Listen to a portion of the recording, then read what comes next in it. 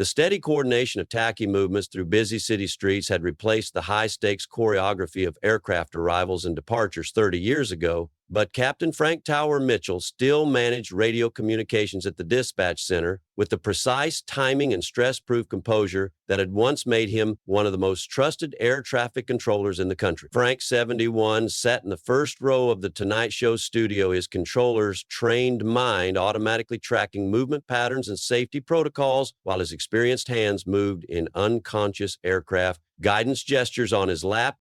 The small Metro Cab Dispatch 30 years service badge on his dispatcher's shirt caught the studio lights as he adjusted his headset with the careful precision of someone who had spent decades coordinating complex transportation systems where split-second decisions meant the difference between routine operations and catastrophic accidents. To the hundreds of taxi drivers who had received dispatch instructions from Frank over 3 decades, he was just another reliable radio operator who somehow never lost his cool during rush hour chaos and had an uncanny ability to route vehicles efficiently through the most congested traffic. What they didn't know was that their street-level navigation was being coordinated by a man who had safely guided over 500,000 aircraft through some of the world's busiest airspace.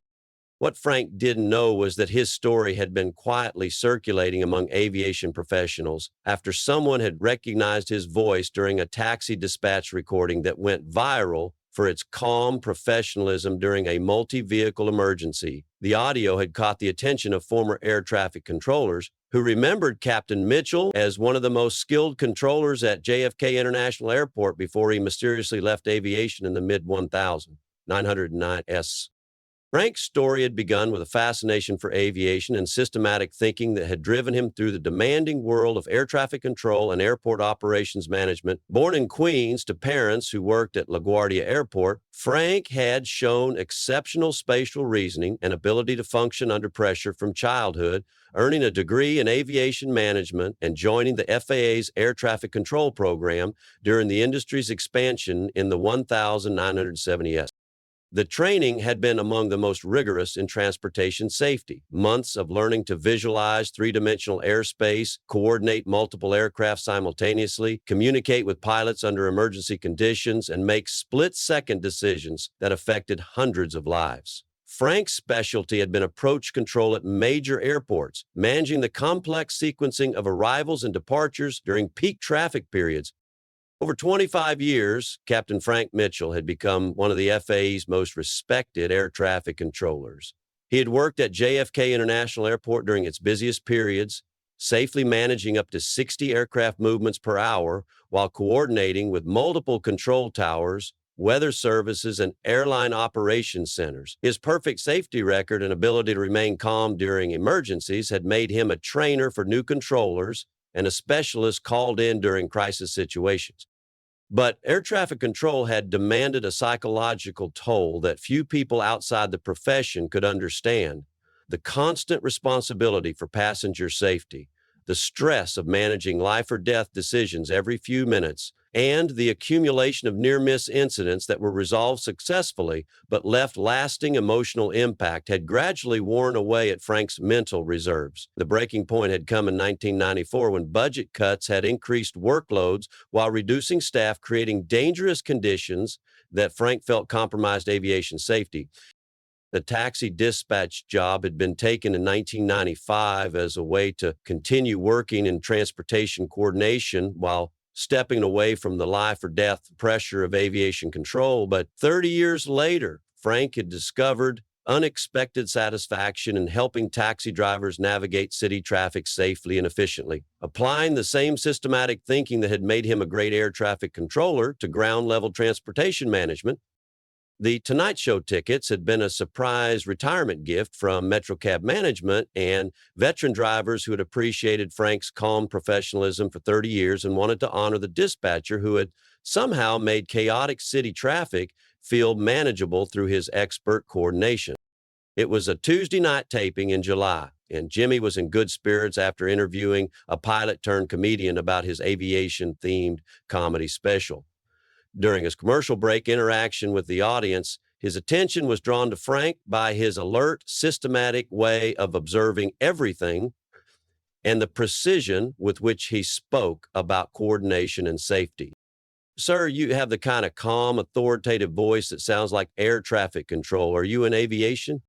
Frank straightened with the automatic composure of someone who had spent decades handling high pressure communications.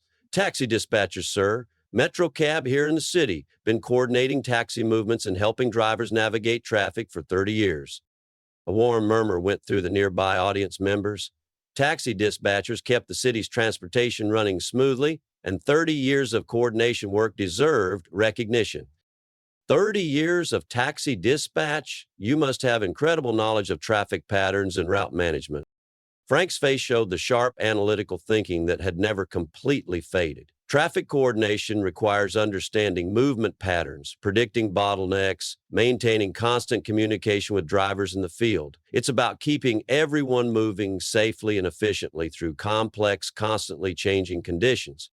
We talk about traffic coordination like airspace operations, very sophisticated understanding of systems management. Well, effective coordination requires similar principles whether you're managing ground vehicles or other types of transportation systems. Safety protocols, communication procedures, situational awareness, the fundamentals remain consistent. Jimmy noticed something in Frank's language, a technical sophistication about transportation management that suggested experience with more complex systems than taxi dispatch. Frank, have you always worked in taxi dispatch? You seem to have training in more complex transportation coordination. Frank paused, as if deciding how much of his background to reveal. Actually, I used to work in aviation before I started taxi dispatch. Air traffic control specifically, airport operations, aircraft coordination, that type of work. The mention of air traffic control caused a ripple through the audience. Air traffic controllers were among the most skilled and high-pressure professionals in transportation safety. You were an air traffic controller. Frank, that's one of the most demanding jobs in aviation. What airport did you work at? JFK International Airport primarily. I was an approach controller for 25 years, managing aircraft arrivals and departures during peak traffic periods, heavy commercial traffic, international flights, some of the busiest airspace in the world. Jimmy's curiosity exploded. JFK air traffic control was legendary among aviation professionals for its complexity and high stakes environment, and someone with that background working as a taxi dispatcher suggested a fascinating story. Jimmy made a decision that would change everything. Frank, JFK air traffic control is elite aviation work. Would you mind coming down here and telling us about your controller career? Frank looked uncertain. Oh, I don't think people want to hear about old aviation stories. That work was very technical, probably not interesting for general audiences. Trust me, people definitely want to hear about air traffic control from someone who did it at the highest level. Come on down.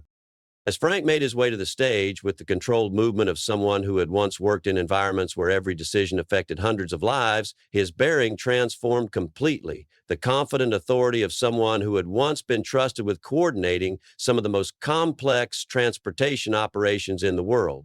When he reached the stage, Jimmy guided him to a comfortable chair. Ladies and gentlemen, Jimmy announced, this is Captain Frank Mitchell. For 30 years, he's been dispatching taxis through New York traffic. But before that, he spent 25 years as an air traffic controller at JFK International Airport. Frank, tell us about your aviation career. Frank settled into the chair, and when he spoke about air traffic control, his voice took on the precision and authority of someone who had mastered one of transportation's most demanding specialties. Air traffic control is about managing three-dimensional airspace where aircraft are moving at hundreds of miles per hour in precise patterns that must be coordinated to prevent collisions. You're responsible for the safety of every passenger on every flight in your airspace. The audience was completely quiet, understanding they were hearing about life or death, transportation work from someone who had done it at the highest levels. What was it like controlling traffic at JFK? Frank's eyes reflected the intensity of managing one of the world's busiest airports. JFK handles over 60 aircraft movements per hour during peak periods, international arrivals, domestic departures, cargo flights, emergency landings. You're coordinating with multiple control towers, weather services, airline operation centers, managing spacing between aircraft that are arriving every 90 seconds. How do you keep track of so many aircraft simultaneously?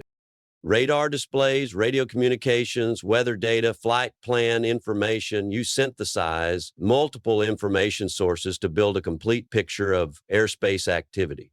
Every aircraft has a call sign, flight plan, destination, and specific requirements. Your job is sequencing them safely through arrival and departure procedures. Hmm. Jimmy reached behind his chair and pulled out a tablet loaded with aviation databases and air traffic control records. Frank, we did some research before tonight's show. He showed Frank archived aviation documents and controller performance records. According to FAA records, Captain Frank Mitchell had a perfect safety record over 25 years and was certified as a training instructor for new air traffic controllers. Frank looked surprised. You found my FAFO records? We did. Listen to this from your supervisor's evaluation. Captain Mitchell's performance during high-density traffic periods demonstrates exceptional skill in aircraft separation and emergency response. His calm professionalism and safety awareness make him one of our most valuable controllers. The studio fell completely silent. The audience was processing that they were meeting someone who had been responsible for aviation safety at one of the world's major airports.